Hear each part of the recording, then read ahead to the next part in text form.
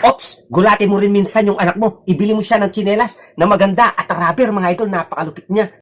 Hindi mo alam kung ano yung ireregalo or isusurprise mo sa anak mo. Mga idol, bilhan mo siya ng tsinelas na maganda, mga idol. Tignan mo, napakaganda niya yung mga tsinelas na to, mga idol. Oh. Tapos itong binili ko sa anak ko is size 26-27 siya, mga idol. At napakaganda rubber siya. Alam mo, yung anak ko tuwang-tuwa at napatalon pa siya. Sabi niya, Papa, maraming salamat sa magandang tsinelas. Yes. Tapos sabi niya, ang lambot, mga idol. Yes, ang lambot niya para sa paa niya. Lalo yung mga bata, di ba? Ayaw nila yung matitigas yung tsinelas. Pero to, ang lambot, mga idol. Oh. Tapos tignan mo yung dito niya, mga idol. Oh. Ano siya? Magaspang siya. Oh. Napakaganda niya, mga idol. Kaya napakalupit ng tsinelas na to. Sigurado magugustuhan ng anak mo. Mga idol, yung design pa lang na napakalupit na niya, oh. Tapos tingnan mo yung sa baba.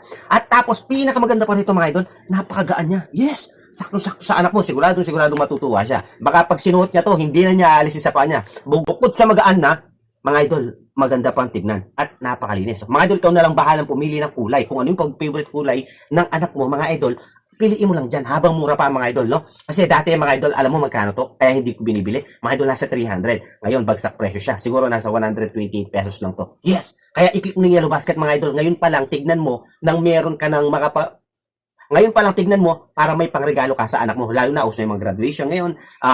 Yung anak mo nag-graduate or mga idol, matutuwa ang anak mo dito. Mga idol, kaya kung gusto mo nito, mga idol, click yellow basket, then check out na. Okay?